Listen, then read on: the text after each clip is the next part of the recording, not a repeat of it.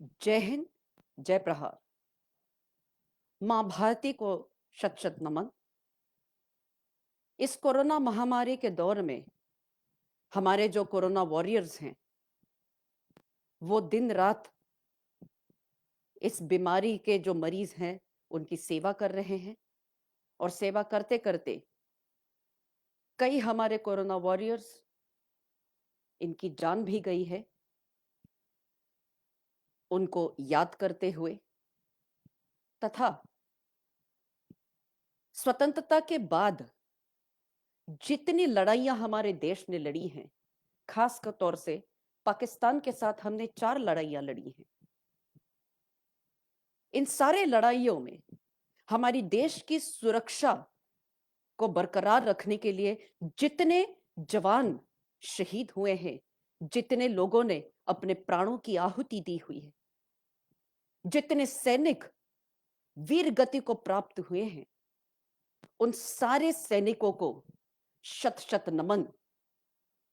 इज्जते हुब्बे वतन, वतन सलाम करे। चूमले चमन, चमन सलाम करे। जान देते हैं जो इज्जते वतन के लिए, वो शहीद हैं जिन्हें कफन सलाम करे। वो शहीद हैं जिन्हें कफन सलाम करे। स्वर्गीय कर्नल सुनील देशपांडे प्रहार समाज जागृति संस्था के संस्थापक अध्यक्ष थे। उनका commission second Maratha light infantry, जिस यूनिट को काली पांचवी भी कहा जाता है, इस यूनिट में 1964 में हुआ था। उन्हें यह सौभाग्य प्राप्त हुआ था 1965 तथा 1971 का भारत पाकिस्तान के युद्ध में हिस्सा लेने का। सौभाग्य ये शब्द मैं इसीलिए इस्तेमाल कर रही हूं क्योंकि हम सैनिकों की यह मंशा होती है कि हमारे कार्यकाल में जब तक हम यूनिफॉर्म में हैं, तब तक हमें एक न एक युद्ध में हिस्सा लेने का हमें सौभाग्य प्राप्त होना चाहिए। और वही सौभाग्य स्वर्गीय कर्नल सुनील देशपांडे को महज 21 साल की उम्र में मिला था। जैसे एक कविता में कहा है, व्यर्थ है यौवन जो न देश के काम आ सके, व्यर्थ है पुरुषार्थ जो न देश पर मस्तक चढ़ा सके।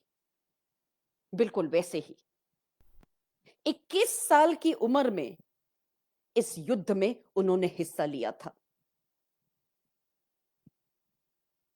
स्वर्गीय कर्नल सुनील देशपांडे, इन्होंने 1965, 1971 तथा उसके उपरांत उन्होंने अपनी ही यूनिट सेकंड मराठा काली पांचवी, इसको कमांड किया था मणिपुर तथा मिजोरम के घने जंगलों में 3 साल तक। उसके उपरांत उनकी मुलाकात श्री नाना पाटेकर के साथ हुई, जहां पर प्रहार समाज जागृति संस्था की कल्पना इसने नींव रखा। हर साल सितंबर के महीने में कर्नल सुनील देशपांडे, ये उन्होंने जो 1965 का जो युद्ध लड़ा है, उसकी अलग अलग कहानियां ये सुनाते हैं, बच्चों को सुनाते हैं, हम सबको सुनाते थे। और ये जो किस्से थे इस युद्ध के, अविस्मरणीय अद्भुत किस्से थे। इसीलिए इसी कहानी को लेकर आज आपके समक्ष मैं उपस्थित हुई हूं।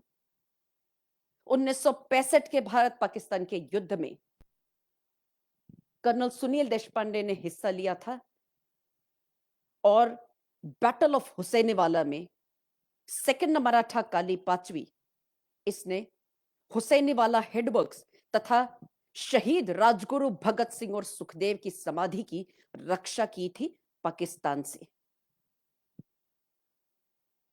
21 साल की उम्र में तब कर्नल सुनील देशपांडे की जो रैंक थी, वो थी सेकंड लेफ्टिनेंट। लेकिन युद्ध भूमि में जाने के उपरांत एक रैंक उनको और मिल गई और वो लेफ्टिनेंट बन गए थे। कमीशन प्राप्त होने के बाद उनकी पहली पोस्टिंग ये मथुरा में थी। मथुरा में 42 माउंटेन ब्रिगेड में वे सेकंड मराठा में थे। 1 सितंबर को, 1 सितंबर को उनके बटालियन को ऑर्डर्स मिले कि उनको तुरंत मूव करना है फिरोजपुर में, क्योंकि युद्ध तब छिड़ चुका था। पाकिस्तान ने ऑपरेशन जिब्राल्टर इसकी शुरुआत अप्रैल से ही करी थी। अप्रैल से ही भारत और पाकिस्तान की सेना के बीच छोटे-छोटे मुठभेड़ होते थे। और पाकिस्तान की जब से हमें स्वतंत्रता प्राप्त हुई है, तब से यह मंशा थी कि जम्मू कश्मीर पाकिस्तान को हथियाना था। जम्मू कश्मीर उसको अपने देश में चाहिए था। और इसी एक उद्देश्य को रखते हुए और 1962 का भारत चीन युद्ध, इसमें पाकिस्तान ने सोचा कि भारत को बहुत ज्यादा करारी हार मिली है, तो क्यों ना इस चीज का फायदा उठाया जाए। और 1965 में ही पाकिस्तान ने हमला बोल दिया भारत के ऊपर, क्योंकि उसको जम्मू कश्मीर हथियाना था। यह युद्ध सिर्फ जम्मू कश्मीर तक सीमित नहीं था, यह युद्ध पूरा इंटरनेशनल बॉर्डर पर भी था। राजस्थान, पंजाब, इस बॉर्डर पर भी यह युद्ध छिड़ा था। फिरोजपुर यह पंजाब में आता है और उसी में बैटल ऑफ हुसैनीवाला, ये इस युद्ध में लेफ्टिनेंट देश पांडे और उनकी यूनिट ये तैनात थे। हुसैनीवाला ये फिरोजपुर नाम के एक गांव में एक छोटा सा हिस्सा है, जहां पर शहीद राजगुरु भगत सिंह और सुखदेव की समाधि है। सतलज नदी के ऊपर यह हुसैनीवाला ब्रिज है और हुसैनीवाला हेडवर्क्स, जिसकी रक्षा पाकिस्तान से हमें करनी थी। 1 सितंबर को जैसे ही इनको ऑर्डर्स मिले थे कि इनको तुरंत फिरोजपुर पर जाना है,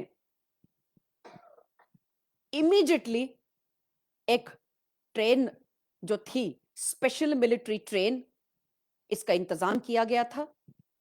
और उस ट्रेन में पूरा सेकंड मराठा उनके हथियार, गोला बारूद के साथ वहां से, मथुरा से ये ट्रेन मूव हो गई।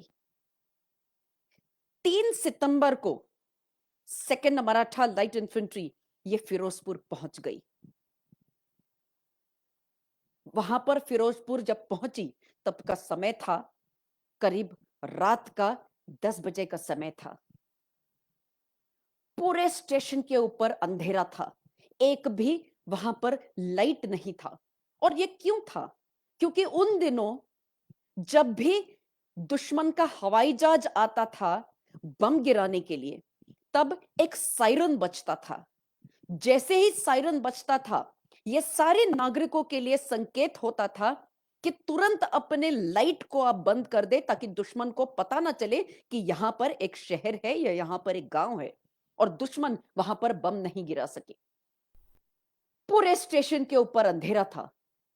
लेफ्टिनेंट देशपांडे जैसे ही बाहर उतरे स्टेशन के ऊपर, दूर से उन्हें एक छोटा सा दिया चमकता हुआ उनकी तरफ आते हुए दिखा। और वो दिया एक स्टेशन मास्टर ने एक लालटेन पकड़ा हुआ था। लालटेन पकड़कर स्टेशन मास्टर आए लेफ्टिनेंट देशपांडे के पास, और पूरे सेकंड मराठा को धीरे धीरे ट्रेन से उन्होंने इवैक्यूएट किया। वहां से जाकर रात को ही गाड़ियों से सेकंड मराठा काली पांचवी ये अपनी जगह की ओर निकल पड़ी। इन्हें पता था कि इन्हें युद्ध लड़ना है। युद्ध लड़ने के लिए एक जज्बा उनमें था। हम सैनिक जब होते हैं, हम सैनिक जब भी हमें किसी मिशन में जाने का मौका मिलता है या कोई भी युद्ध में जाने का मौका मिलता है, तब हमें खुशी होती है। मैं ये खुशी, ये शब्द इसीलिए इस्तेमाल कर रही हूं क्योंकि हम ये सोचते हैं कि हमें अब मौका मिल रहा है हमारी बहादुरी और शौर्य दिखाने का। और यही वो समय होता है जहां पर हम दुश्मन को मार सकते हैं। भारतीय सैनिक जब जंग में जाता है तब उसकी मानसिकता किस प्रकार की होती है? कर्नल डॉक्टर वीरेंद्र प्रताप सिंह के शब्दों में बहुत सुंदर कविताएं लिखते हैं, वो राष्ट्र कवि हैं।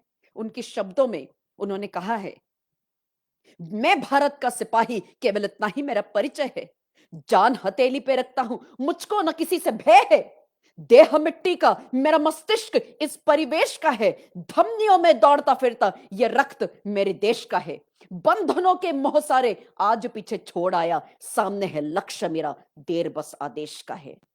इसी जज्बे को रखते हुए सेकंड मराठा लाइट इन्फेंट्री के सारे जवान ये गाड़ियों में निकल पड़े थे। फिरोजपुर में जैसे ही वो लोग निकल गए थे, सुबह का वक्त हो गया था, करीब 6 बजे का। पंजाब में जब भी युद्ध लड़ा जाता है, मेरे पिताजी कहते थे, लेफ्टिनेंट देशपांडे, कि बहुत मजा आता है पंजाब में युद्ध लड़ने का। उसका कारण है, पंजाब में आपको हर घर से सैनिक मिलेंगे, क्योंककि पंजाब ने जो तीन युद्ध देखे हुए हैं, स्वतंत्रता के टाइम 1965 तथा 1971, और इन युद्धों में पंजाब में जो माहौल होता है, जो जज्बा होता है, वो बहुत बढ़िया होता है। हर नागरिक की इच्छा होती है कि मेरी तरफ से भी कोई सहभाग इस युद्ध में होना चाहिए। इसीलिए जब गाड़ियों से सेकंड मराठा जा रही थी, तब रास्ते पर, हर गली में, हर चौक के ऊपर महिलाएं बैठकर पराठे बना बना रही थी, सब्जियां बना रही थी। जैसे गाड़ियां वहां से निकलती थी, छोटे छोटे बच्चे बना रहे थे उस खाने के पैकेट, गाड़ियों को रोकते थे और कहते थे, साहब साहब ये ले जाइए। इसका मतलब ये नहीं है कि हमारे फौजियों को युद्ध में खाना नहीं मिलता, बल्कि इसका मतलब यह है कि हर नागरिक की इच्छा होती थी कि इस युद्ध में मेरी तरफ से भी कुछ कंट्रीब्यूशन होना चाहिए। देश के प्रति मैंने भी कुछ करना चाहिए, इन सैनिकों के प्रति मैंने भी कुछ करना चाहिए। और इसी भावना को रखते हुए ये लोग वहां पर रास्ते रास्ते में, गली कूचों में ये लोग रहते थे। वहां के जो इंजीनियर्स थे, उन इंजीनियर्स ने कहा था, साहब आप जाइए आगे, आप लड़िए लड़ाई, आपके लिए सुविधाएं हम देंगे। इन इंजीनियर्स ने ट्यूबवेल वहां पर खोद कर दिए थे। ऐसे ही हर नागरिक की इच्छा होती थी कि हमारे तरफ से भी कुछ कंट्रीब्यूशन होना चाहिए। पंजाब का माहौल उन दिनों बहुत जबरदस्त था। ये लोग जब पहुंचे फिरोजपुर में, हुसैनी वाला हेडवर्क्स जो पुल है, उस पुल के इस साइड, वहां पर इन्होंने अपना कैंप लगाया। दिनांक 3 सितंबर को फिरोजपुर पहुंचने के बाद, दिनांक 5 सितंबर को सुबह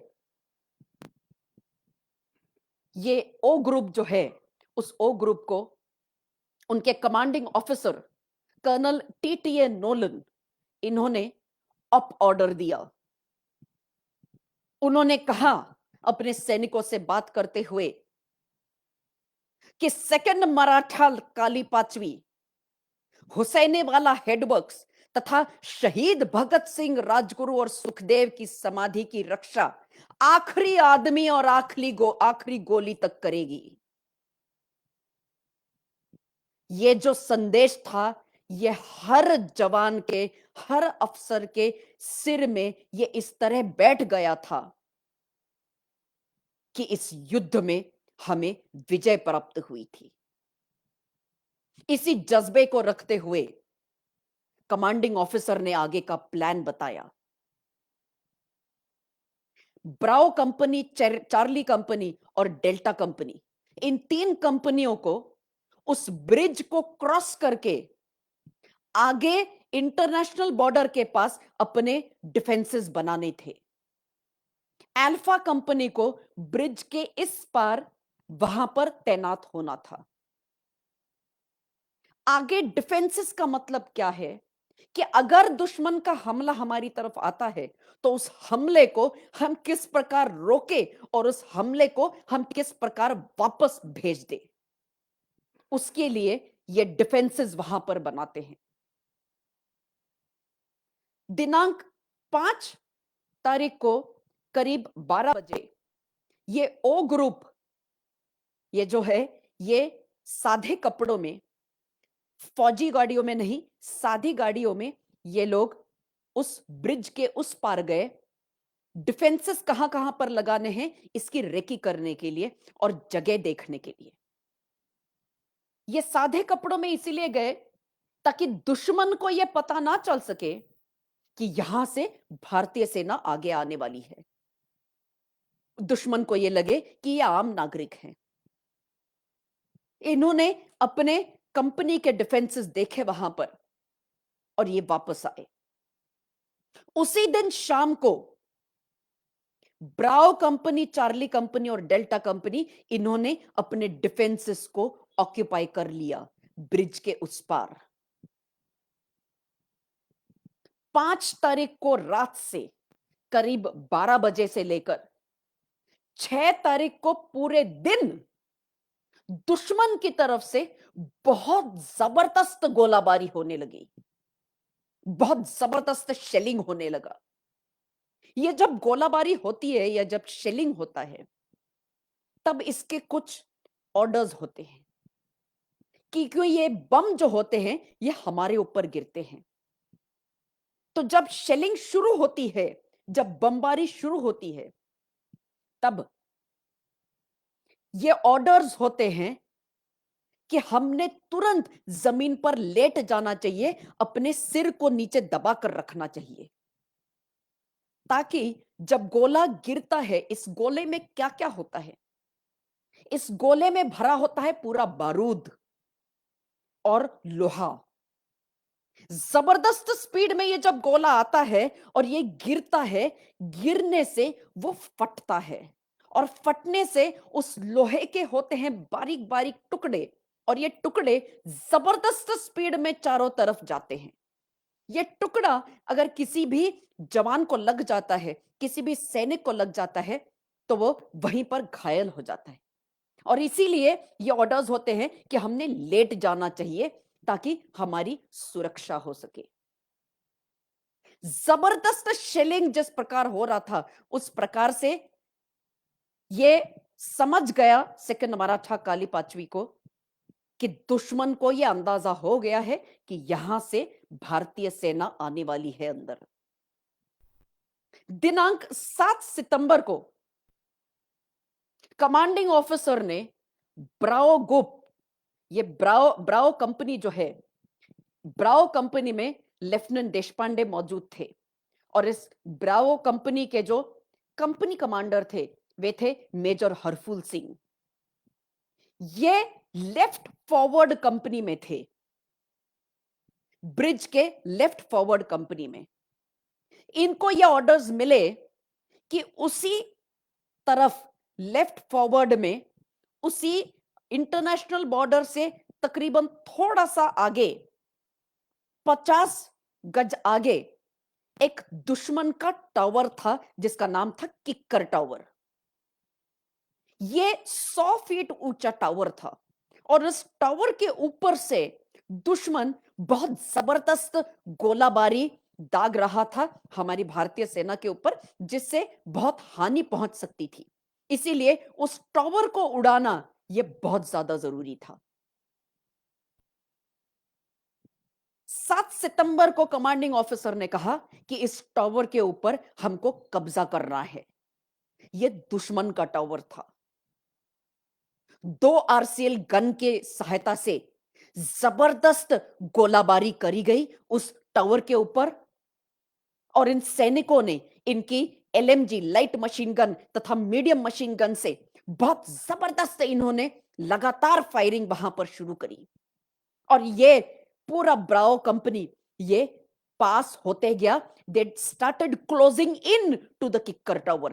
किक्कर टावर के पास पास ये लोग जाते गए गोलाबारी करते करते। दुश्मन की तरफ से भी बहुत तगड़ी गोलाबारी हो रही थी।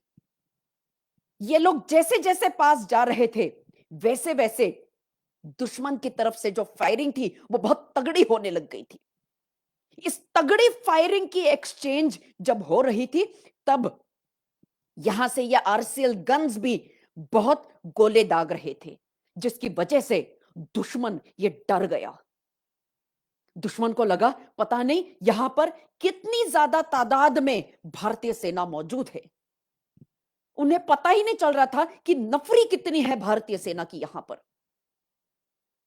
भारतीय सेना ने, सेकंड मराठा काली पाचवी ने यहां पर जिस प्रकार जबरदस्त फायरिंग की और गोलाबारी की, उस प्रकार से इस किक्कर टावर को उन्होंने अपने कब्जे में कर लिया।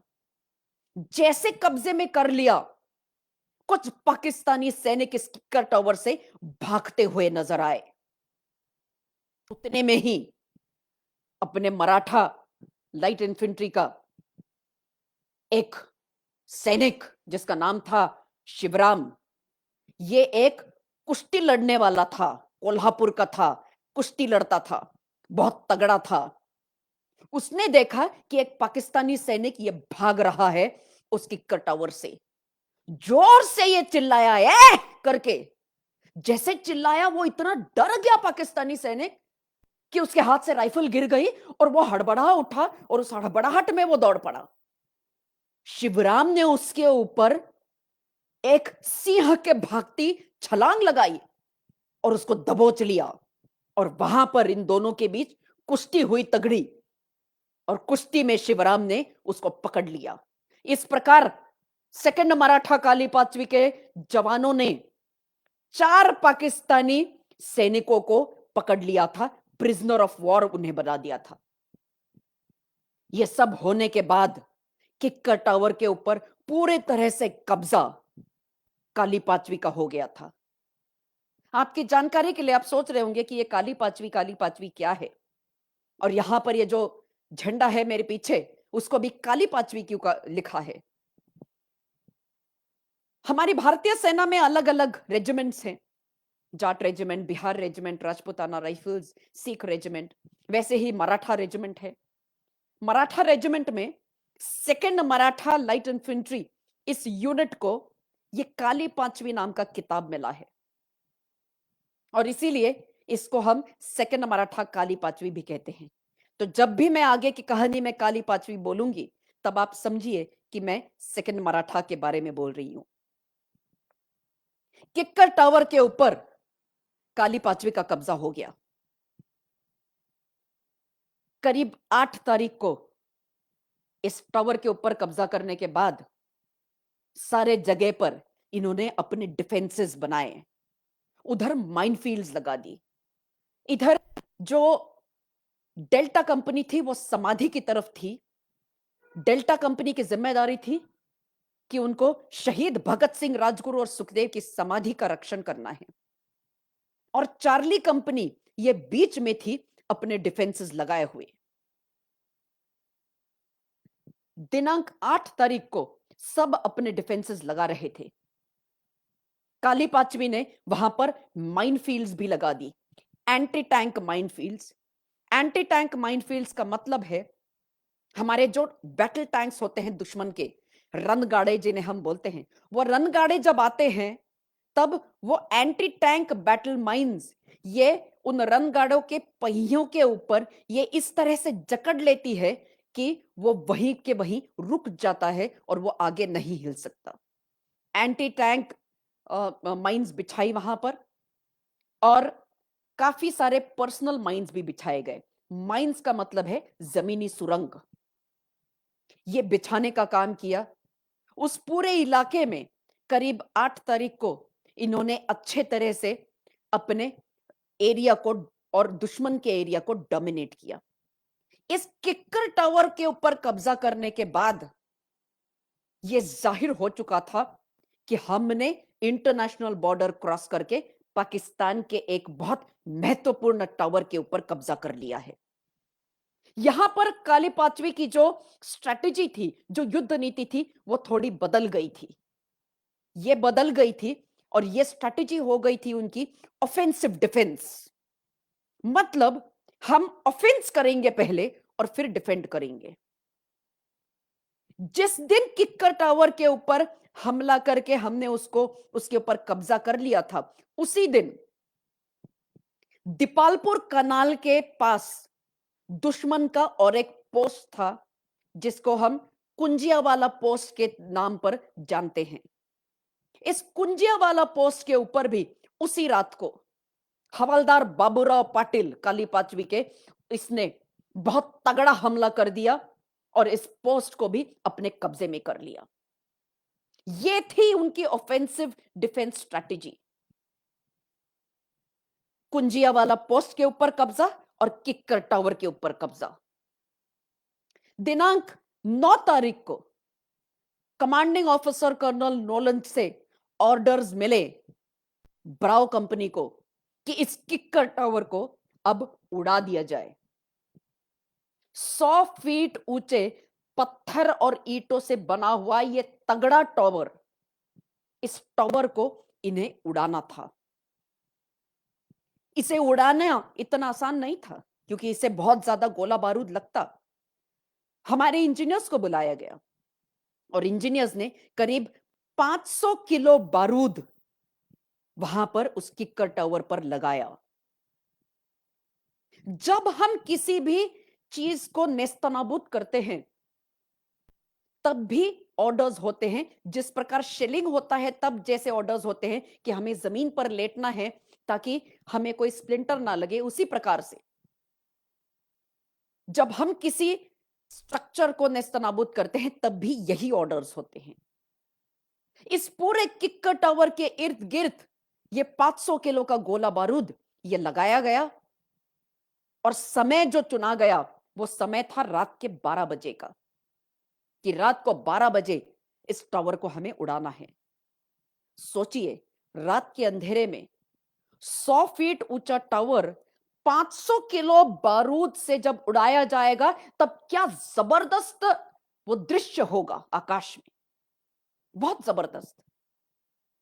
वहां पर लेफ्टिनेंट देशपांडे को ये ऑर्डर्स मिले कि उन्हें अपनी ब्राउ कंपनी को उस किक्कर टावर से करीब 500 मीटर दूर ले जाना है और वहां पर अपनी जमीनी पोजीशन, अपनी लाइंग पोजीशन लेनी है, जमीन पर लेट जाना है।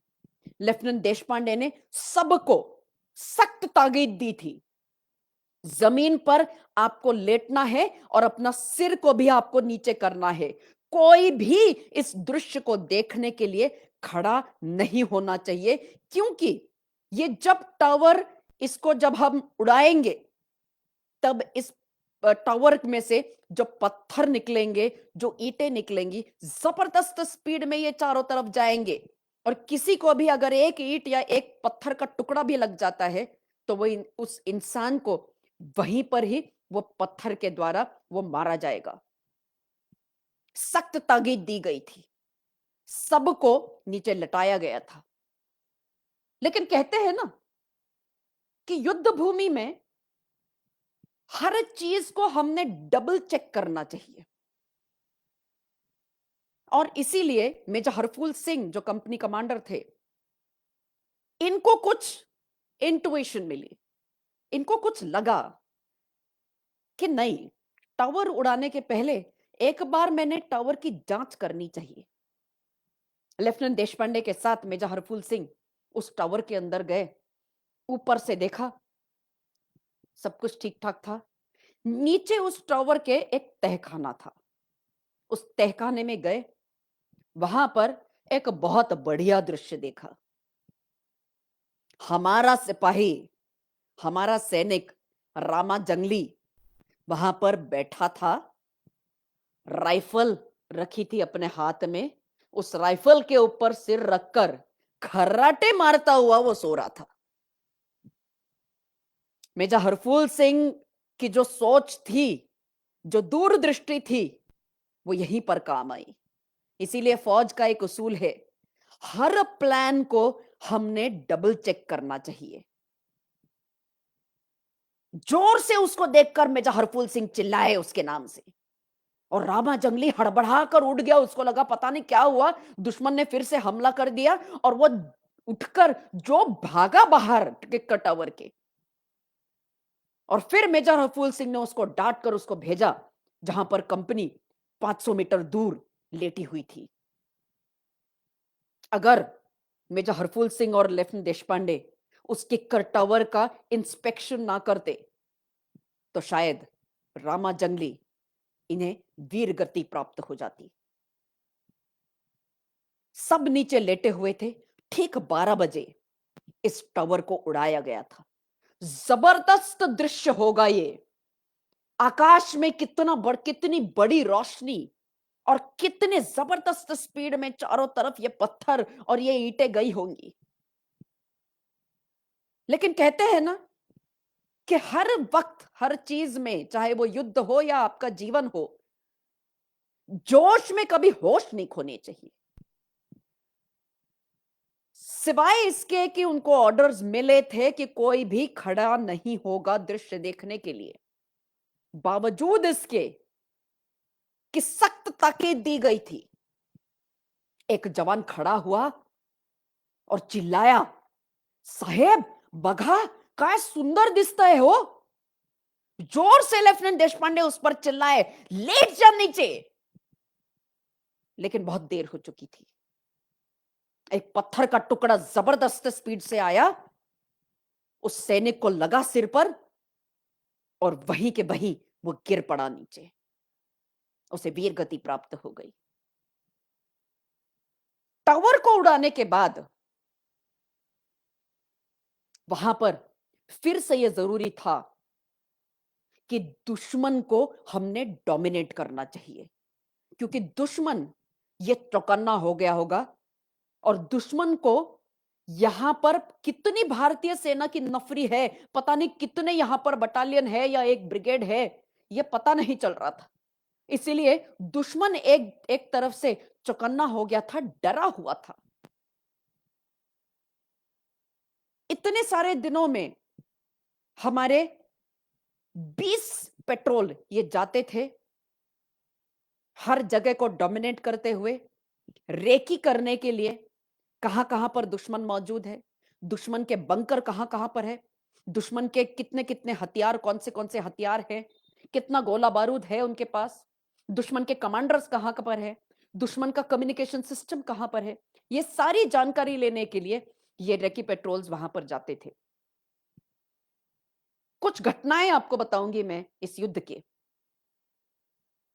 कि जब इस टावर को उड़ाया गया और लेफ्टिनेंट देशपांडे ये वहां पर पेट्रोल्स के लिए जाते थे, एक दिन उन्हें एक कागज का टुकड़ा मिला।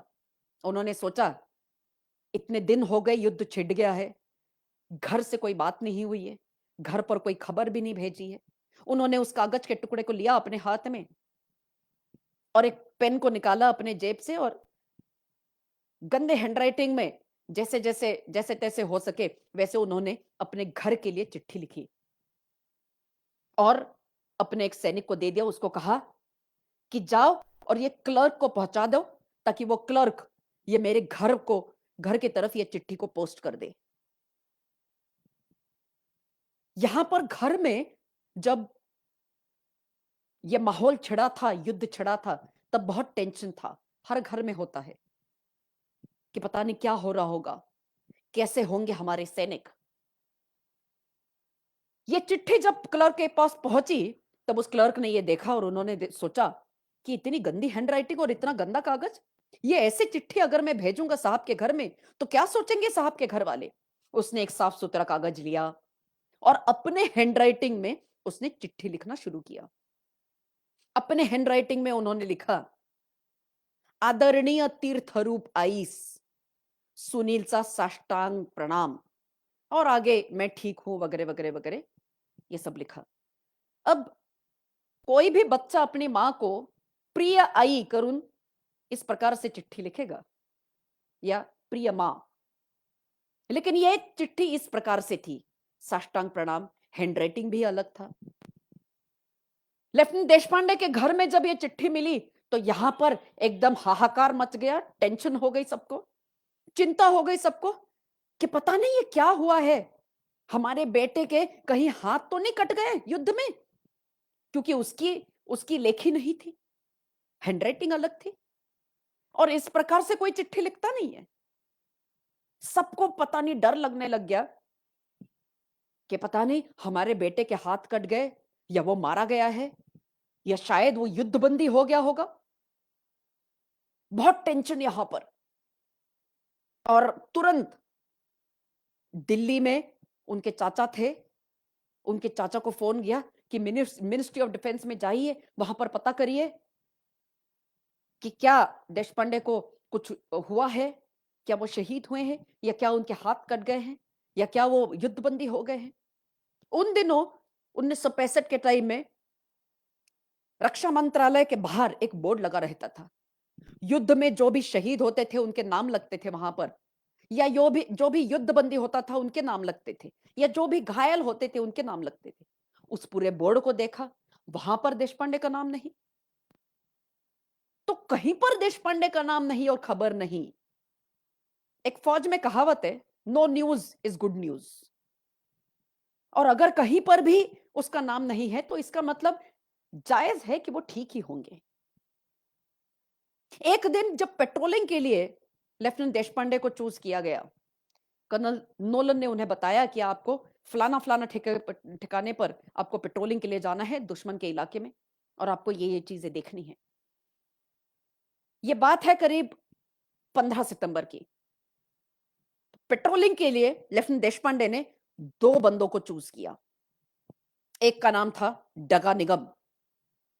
ये डगा निगम ये कुश्ती का पहलवान था। और दूसरे का नाम था उत्तम कदम। उत्तम कदम ये एकदम राइफल से अचूक गोली दागने वाला इंसान था। He was a sniper.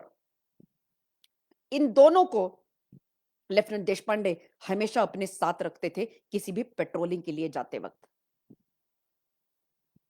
उस पूरे इलाके में फिरोजपुर के और पूरे हुसैनीवाला और जो इंटरनेशनल बॉर्डर है वहां पर सरकंडा घास बहुत होती थी। उस जमाने में सरकंडा घास मतलब एलिफेंट ग्रास। ये इतनी ऊंची घास होती है कि कहा जाता है कि इस ऊंची घास में एक हाथी भी चल जाए तो वो हाथी भी छुप जाएगा। इसीलिए उसको एलिफेंट ग्रास कहते हैं या सरकंडा। तो इस सरकंडा घास के बीच में से इन्हें ये पेट्रोल के लिए जाना था। रेकी पेट्रोल था। दुश्मन को एक प्रकार से दबाव देना था, डोमिनेट करना था, और दुश्मन को कहां कहां से आने वाला है या उसका आने का अंदेशा है या नहीं, ये सारी चीजें देखनी थी। ये लोग गए रेकी करने के लिए। रेकी कर कर जब वापस आ रहे थे, तब वापस आते हुए इन्होंने सोचा कि थोड़ी देर हम रुकते हैं।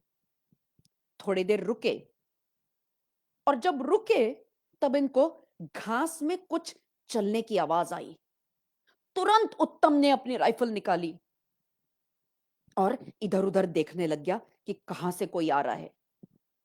इनको समझ गया कि दुश्मन कहीं ना कहीं से तो भी आ रहा है, इसीलिए घास से जब कोई चलता है तब आवाज आती है। डगा निगम ने भी अपनी राइफल उठाई। जैसे जैसे आवाज नजदीक आती गई चलने की, वैसे वैसे ये तीनों सतर्क हो गए।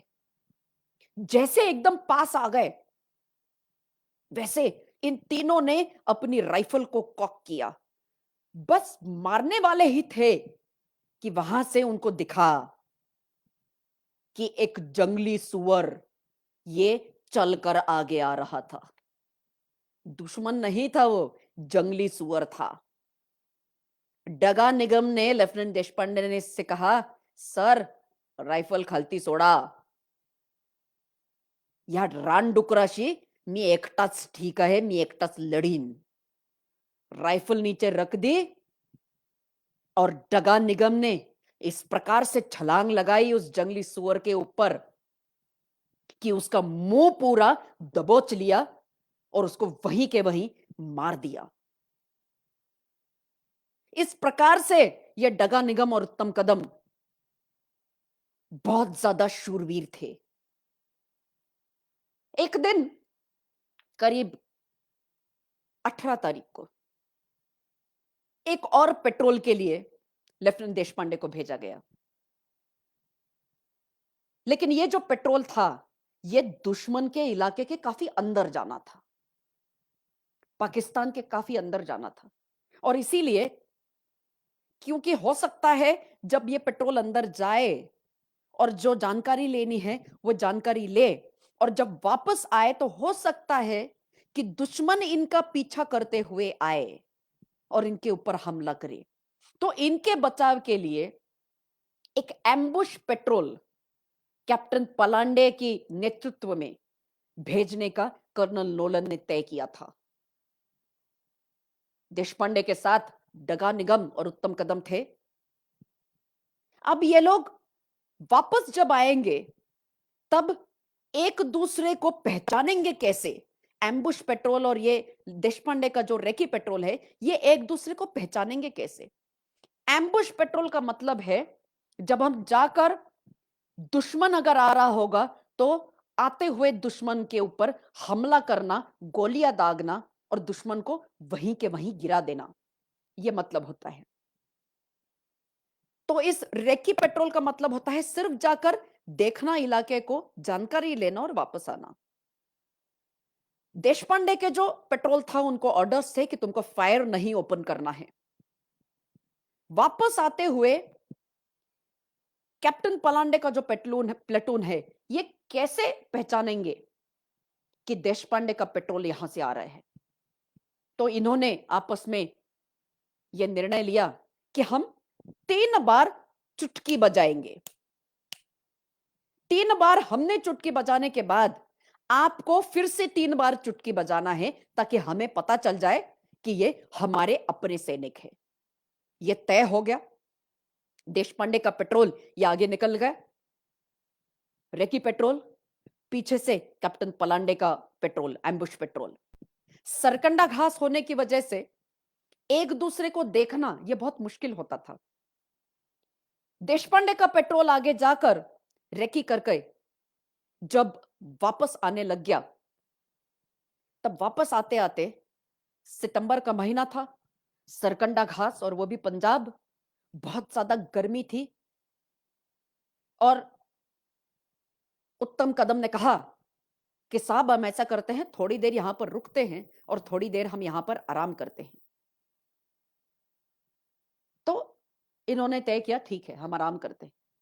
ये लोग बैठ गए उसी सरकंडा घास के बीच में थोड़ी जगह करके, और राइफल रखी अपनी, राइफल के ऊपर सिर लगाकर। थोड़ी देर के बाद डगा निगम की आंख लग गई। डगा निगम की आंख लगने के बाद थोड़ी देर के बाद इन दोनों की भी थोड़ी सी आंख लगी। किसी किसी को आदत होती है कि नींद में जब हम होते हैं, हम जब उबासी लेते हैं नींद में, तब हम चुटकी बजाते हैं। जैसे ही हम करके उबासी लेते हैं तो मुंह के सामने हम चुटकी बजाते हैं। तो ये डगा निगम को भी यही आदत थी।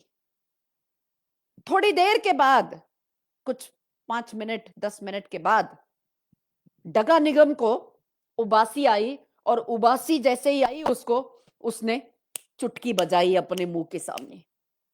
जैसे चुटकी बजाई वैसे ही कैप्टन पलांडे और उनका पेट्रोल एकदम कूद पड़ा उनके ऊपर। कैप्टन पलांडे ये देशपांडे के ऊपर चिल्लाए और उन्होंने कहा कि हम अभी आपके ऊपर हमला करने वाले थे, क्योंकि हमें आपकी आवाज आ रही थी, हमने चुटकी बजाई लेकिन आपकी तरफ से कोई रिस्पॉन्स ही नहीं आया। तो हमको लगा कि दुश्मन आपको फॉलो कर रहा है और इसीलिए हम आप के ऊपर हमला करने वाले थे। अच्छा हुआ कि डगा निगम ने उबासी लेते वक्त चुटकी बजा दी, वरना आज पता नहीं कहां होते ये तीनों। हथगोला का पिन तक निकाला हुआ था कैप्टन पलांडे ने, लेकिन ये दूसरी तरफ फेंक दिया और इन लोगों की जान बच गई। इस पूरे हमले में जब जबरदस्त दुश्मन की तरफ से शेलिंग होता था, गोलाबारी होती थी, तब पाकिस्तान के इलाके में एक मस्जिद थी। उस मस्जिद में हमारे सैनिक काफी बार अंदर जाकर अपने आप को सुरक्षित रखते थे, जैसे पाकिस्तान की तरफ से शेलिंग होती थी। और उस मस्जिद को भी काफी जगह पर वो मस्जिद हताहत हो गई थी और काफी डैमेज हो गई थी। देवराम शिंदे, हमारे काली पांचवी का एक सैनिक, उसने एक जग वहीं पर उस मस्जिद में एक दिन जब सुरक्षा लेने के लिए गया था, तब उसने देखा कि उस मस्जिद के काफी सारे ढांचे ये बमबारी की वजह से टूट चुके हैं।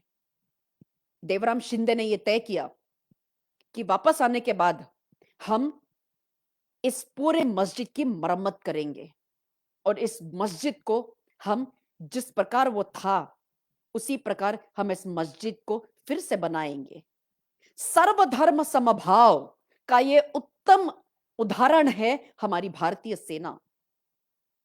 हम हर धर्म, हर जाति, हर पंथ के जो भगवान होते हैं, उनका जो पूजा स्थल होता है, उसका आदर करते हैं। उसका आदर करना ये जानते हैं, ये हमारा कर्तव्य हम समझते हैं। इस प्रकार से ये सारे जो पेट्रोल थे, ये सारे पेट्रोल होते थे और ये घटनाएं घटती थी। दिनांक 19 सितंबर को जब रात को 7:30 बजे खाना खाने के बाद युद्ध भूमि में उन दिनों गरम गरम खाना दोनों टाइम में यह नहीं मिलता था। रात को जब सूरज ढलता था और अंधेरा होता था, तब ब्रिज के इस तरफ से हमारी फौजी गाड़ी आती थी, गरम गरम खिचड़ी तथा सब्जी के साथ। और सिर्फ रात का खाना यह हमारे सैनिकों को गरम गरम मिलता था। सिर्फ रात का गरम खाना यह नसीब होता था उन्हें।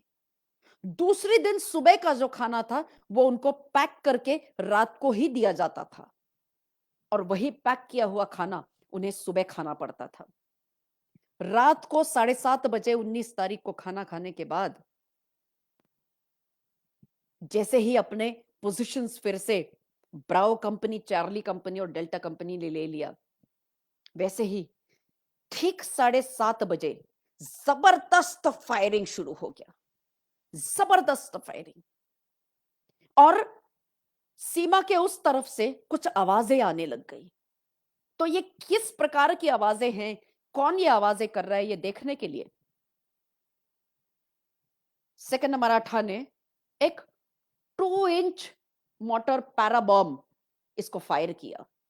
ये होता है, ये बॉम्ब ऊपर आकाश में उड़ने के बाद ये एक बहुत बड़ा प्रकाश देता है और ये प्रकाश का जो दिया होता है ये हवा में ऐसे टहलते टहलते ये नीचे आता है। इसको हम पैराबॉम्ब कहते हैं। इसका उद्देश्य ये होता है कि देखने के लिए कि यह रात को जो हमला आ रहा है, दुश्मन की नफरी कितनी है, दुश्मन के कितने कितने सैनिक कहां कहां से आ रहे हैं और दुश्मन उनके साथ कुछ रनगाड़े ला रहा है या कुछ आर्टिलरी टैंक्स भी ला रहा है या कुछ आर्टिलरी गन्स भी ला रहा है। ये देखने के लिए ये पैराबॉम्ब होता है।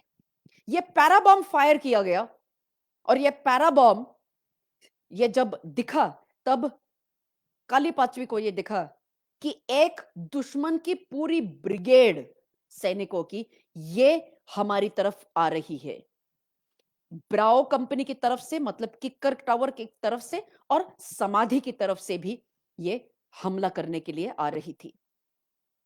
समाधि की तरफ कुछ टैंक्स भी आने के आवाज सुनाई दे रहे थे, रणगाड़े भी आने की आवाज सुनाई दे रहे थे। रात भर जबरदस्त फायरिंग शुरू रही। यहां की light machine gun, medium machine gun हमने फायर की हमारी तरफ से, 3 इंच मोटर हमने फायर की हमारी तरफ से और दुश्मन को एक प्रकार से हमने शॉक एक्शन क्रिएट करने की दुश्मन के ऊपर हमने कोशिश करी थी।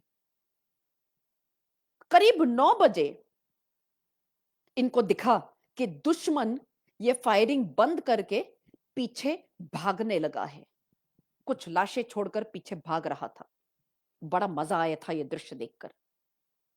लेकिन ऑर्डर्स दिए गए थे कि होशियार रहो, हो सकता है दुश्मन दुगनी तादाद में फिर से आकर हमला करे हम पर। सारे अफसर ये हर बंकर से बंकर, प्लेटून से प्लेटून, कंपनी से कंपनी जाकर सैनिकों को सख्त ताकीद दे रहे थे कि जगे रहो, सो जाओ मत, हो सकता है दुश्मन फिर से आए और दुगनी तादाद में हमारे ऊपर हमला करे। और ठीक वैसे ही हुआ। करीब रात के 1 बजे फिर से जबरदस्त आवाजें और जबरदस्त फायरिंग शुरू हो गई और यहां से महसूस हो रहा था कि दुश्मन के रणगाड़े काफी सारे आ रहे हैं। जैसे ही यह फायरिंग शुरू हो गई और रणगाड़े आने की और दुश्मन आने की जैसे आवाज शुरू हुई, वैसे ही सेकंड मराठा काली पांचवी ने इनके ऊपर जबरदस्त हमला बोल दिया। हम जब युद्ध भूमि में टूट पड़ते हैं, जरूरी होता है कि हर सैनिक का हमने हौसला बुलंद करना चाहिए, खून गर्म करना चाहिए। और इसीलिए इन अफसर लोगों ने अपने सैनिकों को कहा, वा पुढे आम्हा धनाजी बाजी सांगती, वीर हो उठा कडाड तात नवबती, विजय घोष दुमदुमे पुन्हा दिगंतरी, पूर्वजा परी आम्ही अजंक्य सत्वरी, घेऊ शत्रुवरी झेप वाघा परी, मृत्यू आम्हा पुढे घाबरे, मर्द आम्ही मराठे खरे।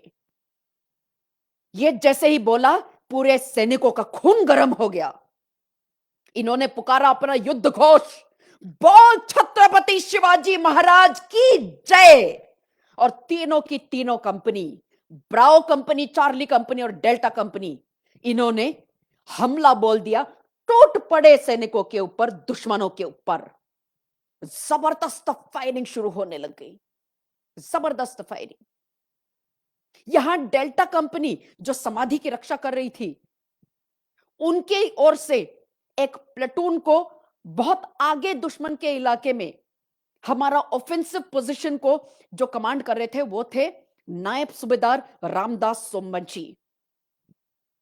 कमांडिंग ऑफिसर लगातार उनके संपर्क में थे और सोमवंशी ये बता रहे थे उन्हें कि साहब, दुश्मन के कुछ टैंक आ रहे हैं, दुश्मन की इतनी इतनी नफरी हमारे तरफ आ रही है। अब दुश्मन 500 गज के एरिया में आ चुका है, अब दुश्मन 200 गज के पास आ चुका है।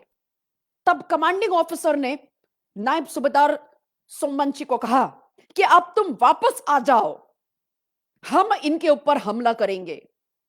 नायब सूबेदार सोमवंशी ने कहा, नहीं सर, मैं यहीं पर डटा रहूंगा और दुश्मन को मेरे आगे से एक कदम भी नहीं रखने दूंगा मैं।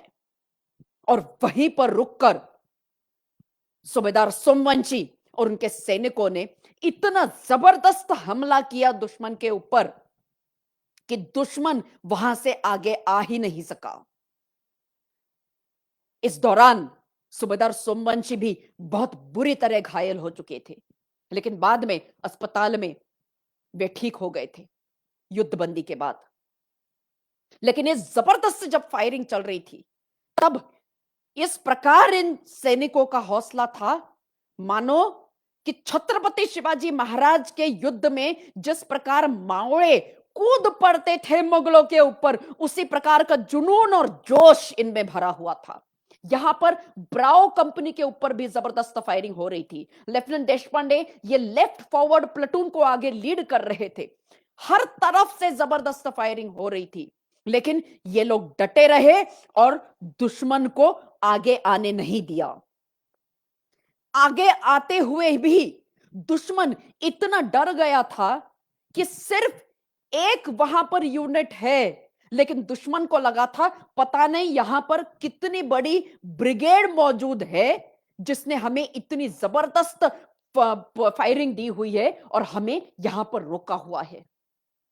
पाकिस्तानी सैनिक वैसा भी काफी डरपोक है। हमारे सैनिक जो है मराठा के, वो डटे हुए थे, लगे हुए थे। पाकिस्तान सैनिकों की तरफ से उनका युद्ध घोष सुनाई आ रहा था इन्हें, या अली। हमारे भी सैनिक बोल पड़े, जय बजरंग बली। और टूट पड़े उनके ऊपर। थोड़ी देर के बाद सुबह का जैसे वक्त हो रहा था, 3:30 पौने 4 बजे का, थोड़ी रोशनी आनी शुरू हुई थी। इन्होंने देखा कि दुश्मन ये वहां से भाग रहा है पीछे। दुश्मन डर के मारे कुछ लाशें पीछे छोड़कर दुश्मन भागने लग गया। यहां पर हमने देखा कि 3 दुश्मन के रणगाड़े ये फंस गए थे हमारे एंटी टैंक माइंस में। और ये दृश्य देखकर कि दुश्मन भाग रहा है, बहुत खुशी हुई। यहां पर वापस आने के बाद जब देखा कि 3 पाकिस्तान के रणगाड़े हमारे कब्जे में आ गए हैं, उस लैंड माइन, उस एंटी टैंक माइन में वो फंसे हुए हैं, ये दृश्य बहुत अच्छा था। लेकिन फिर से हर हमेशा युद्ध में हमने कभी भी बहुत सतर्कता को अपनाना चाहिए। ये सीख हर सैनिक को मिलती है।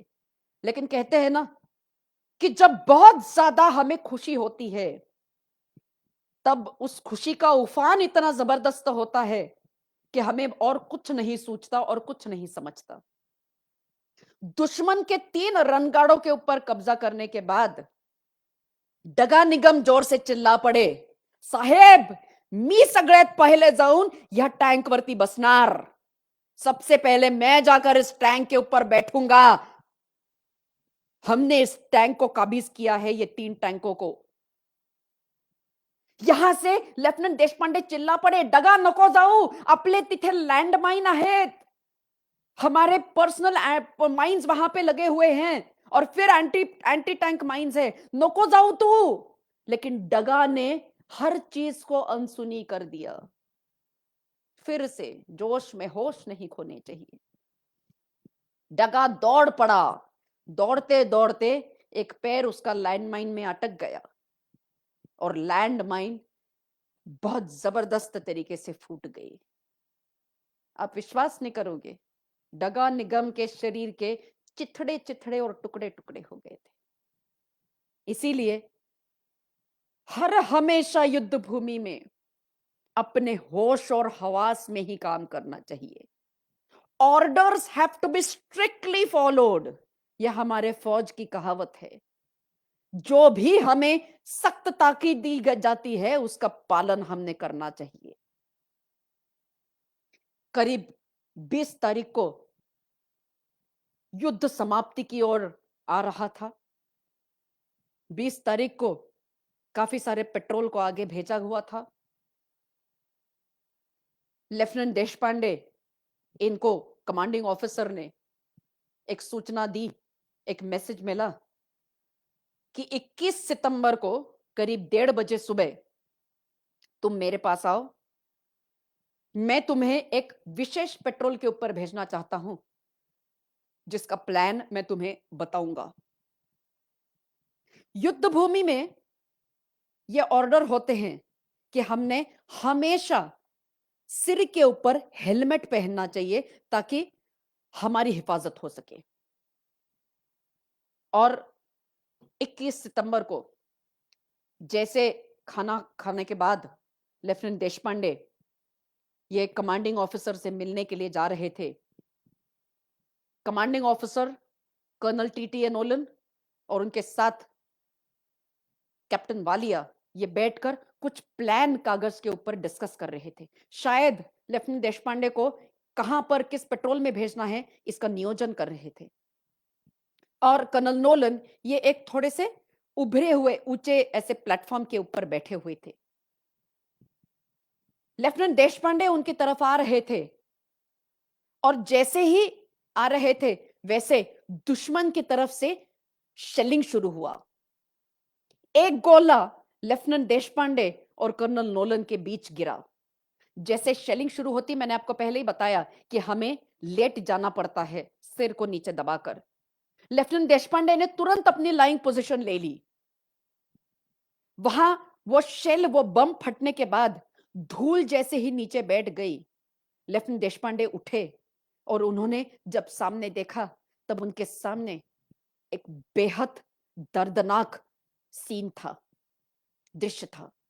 वो दृश्य ऐसा था कि कर्नल नोलन ये कुर्सी से नीचे गिरे हुए थे, खून बह रहा था, कैप्टन वालिया के पेट में लगा हुआ था और वो अपने पेट को पकड़े हुए थे।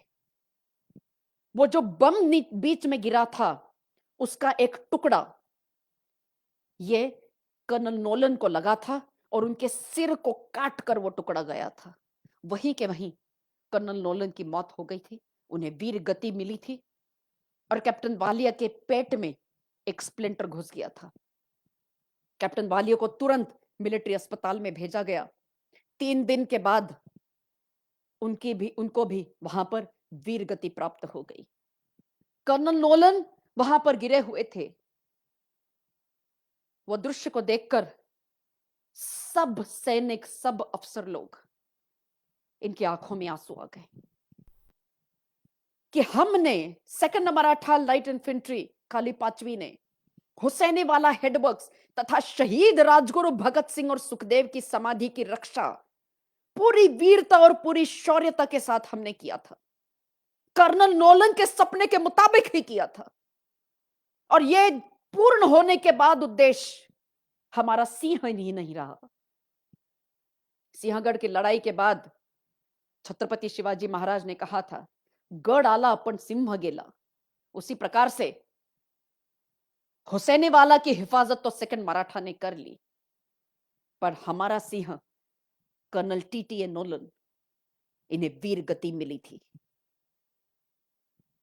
वो दृश्य कर्नल देशपांडे जब बताते हैं, वो दृश्य अद्भुत था कि जब कर्नल नोलन के पार्थिव शरीर को फिरोजपुर से फौजी ट्रक में वो लोग ले जा रहे थे, क्योंकि कर्नल नोलन की यह आखिरी इच्छा थी कि मेरा पार्थिव शरीर ये मेरे घर में लखनऊ में भेजा जाए और वहां पे मेरे ऊपर अंतिम संस्कार किया जाए।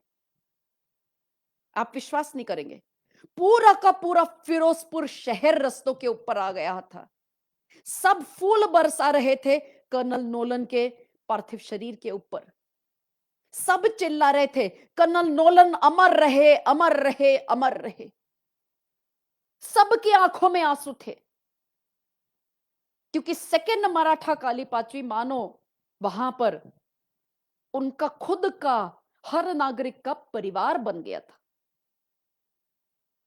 रोज का खाना आना, रोज के बातचीत करना,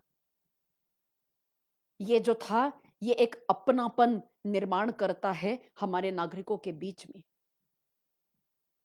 और मानो ये सब उन्हीं का परिवार था। कर्नल नोलन के पार्थिव शरीर को वहां से ले जाते हुए हर काले 5वीं के सैनिक के हृदय में यह जरूर लग रहा था कि युद्ध तो समाप्त हो गया, युद्धबंदी तो हो गई। 23 सितंबर 1965 मतलब आज ही के दिन युद्धबंदी पुकारी गई थी, ठीक 55 साल पहले।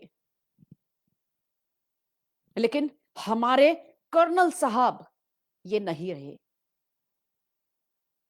We have lost our tiger.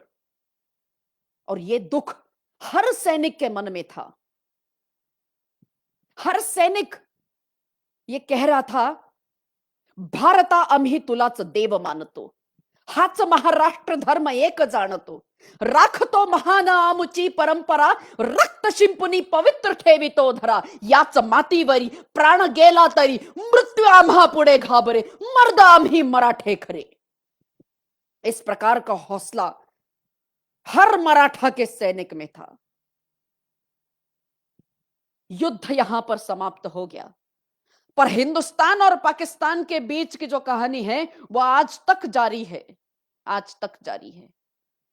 आज तक हम देखते हैं कि जम्मू कश्मीर में, हमारे इंटरनेशनल बॉर्डर में पाकिस्तान किस प्रकार से फायरिंग करता है, किस प्रकार से आतंकवादियों को अंदर हमारे देश के भेजता है।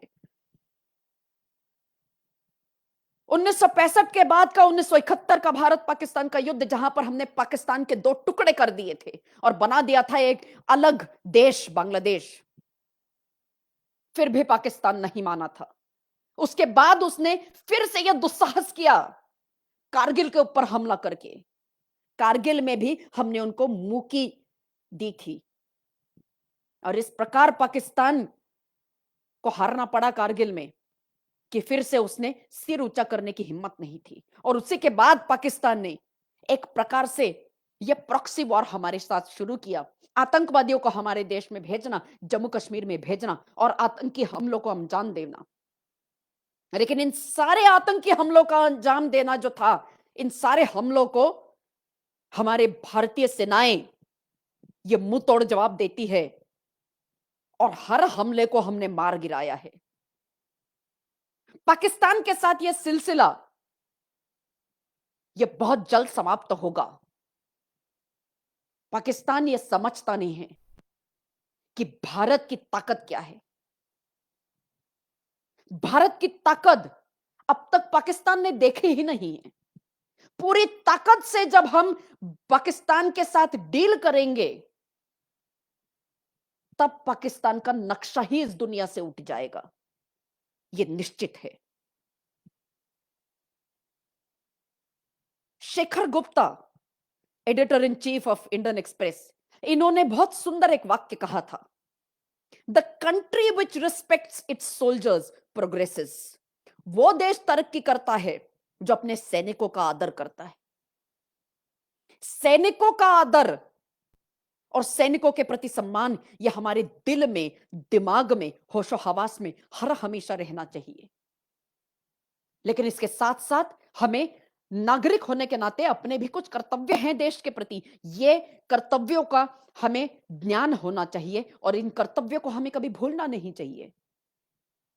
नागरिकों ने भी सजग रहने की आवश्यकता है। आज देश की जो परिस्थिति है, इस वैश्विक महामारी से देश जूझ रहा है।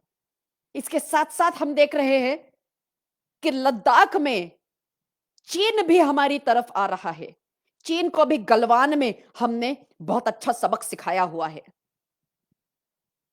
लेकिन इस मुश्किल दौर में दुश्मनों का हमारी तरफ टेढ़ी आंखों से देखने की जो जुर्रत दुश्मन कर रहा है, उस टेढ़ी आंख को भी हम नोच कर दबोच कर निकाल लेंगे, इसका मुझे विश्वास है।